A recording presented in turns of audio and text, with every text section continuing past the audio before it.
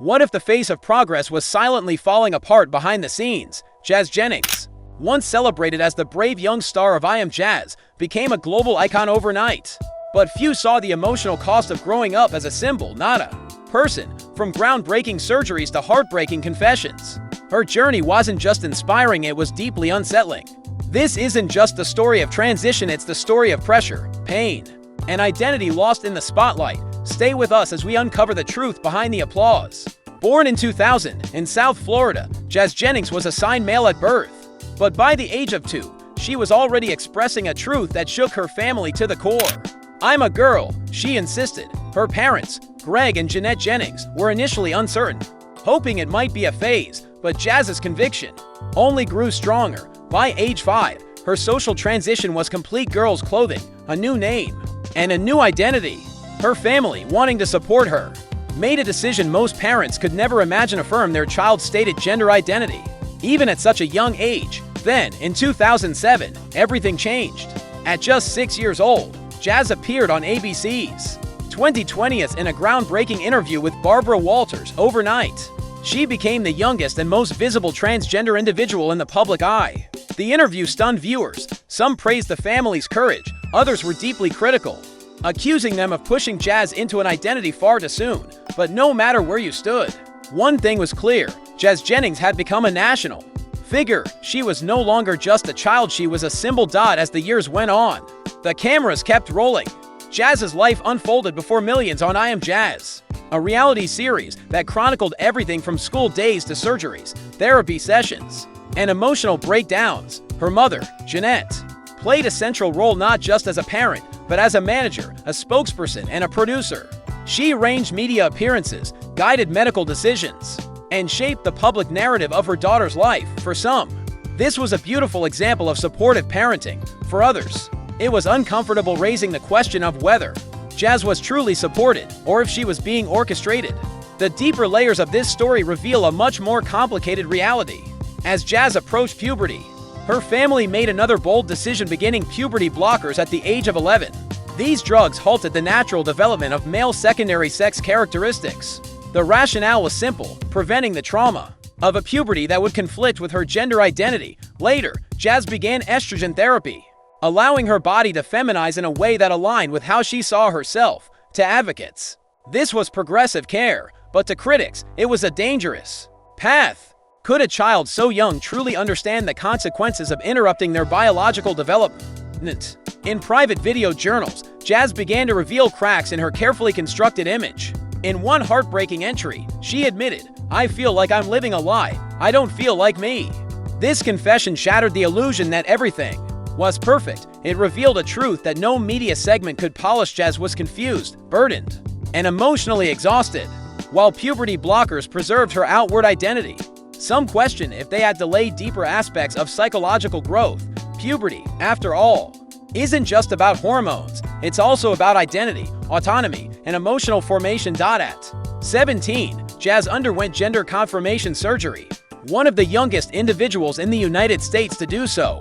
But because her puberty had been blocked so early, her body hadn't developed the tissue surgeons typically use for the operation.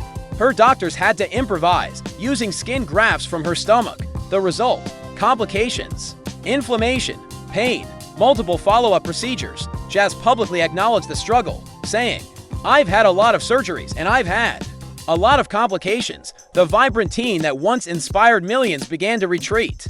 She spoke of disassociation, numbness, and emotional detachment. "I feel kind of broken," she said.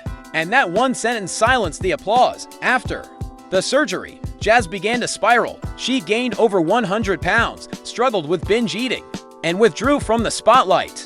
The public watched as the once bubbly, confident teen faded into depression. Her relationship with food became a coping mechanism: entire pizzas, boxes of donuts, thousands of calories at once. Jazz was trying to soothe something deeper than hunger. Her family tried to help, especially her mother, Jeanette, who remained heavily involved. But as Jazz's pain deepened, the emotional tone of their relationship changed. In one raw moment on I Am Jazz, Jeanette tearfully confronted her daughter, saying, "Why is it so hard to love yourself?" Jazz, hollow-eyed and silent, had no answer. Despite her challenges, Jazz was accepted into Harvard University and extraordinary achievement, but she didn't go. Instead, she took a step back, saying simply, "I need time to heal." That moment broke the perfect narrative. For years, Jazz had been a symbol of success, a trans teen thriving. But now, she was openly saying what few dared to admit: she wasn't okay. As the truth about Jazz's experience became harder to ignore, the public conversation began to shift. In 2023, a controversial article titled "The Tragedy of Jazz Jennings," published by Spiked Online, asked hard questions. Had the adults in Jazz's life been so focused on affirmation that they forgot to ask if she needed space to explore? Had the medical community moved too fast? Was Jazz allowed to be a child?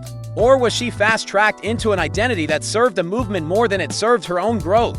Jazz herself began to say the quiet parts out loud in one particularly vulnerable moment. She admitted, "I don't experience sexual attraction to anyone. I don't know if I ever will." Her voice was flat, her eyes distant.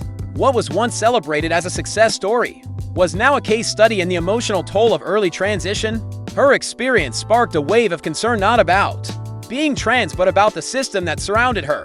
A system that applauded certainty but didn't allow space for hesitation. Even her family, once seen as a united front, began to show strain. Jeanette remained fierce and vocal, but now that intensity came across as frustration. Her siblings worried quietly in the background. Her father, Greg, became more passive, fading into the edges of family scenes.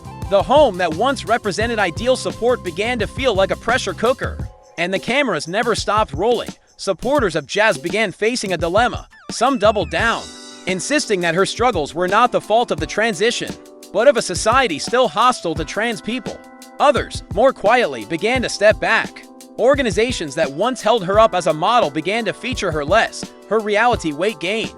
Confusion, pain didn't fit the narrative anymore. Meanwhile, political commentators pounced. Clips of Jazz crying or expressing doubt were used in conservative media to argue against gender-affirming care for minors. Jazz became not a person, but a prop in a culture war, and through all of it, she grew weary. "I just want to be me," she said softly, not someone people debate about.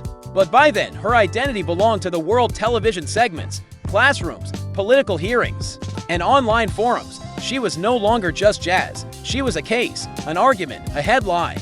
And that may be the greatest tragedy of all, because Jazz Jennings was never given the space to just be a person. She was cast as a representative before she even had the words to express uncertainty. Her journey wasn't a mistake, but it may have been rushed. And the cost of rushing a human story into a symbol is immeasurable. Today, in 2024, Jazz Jennings is still here, still healing, still speaking, still searching. The cameras have faded, the headlines have moved on, and for the first time, she's not a symbol, just a young woman learning to be herself. And maybe, in that quiet, something real is finally beginning. If this story moved you, don't forget to like, share, and subscribe for more powerful journeys like this one. Thanks for watching.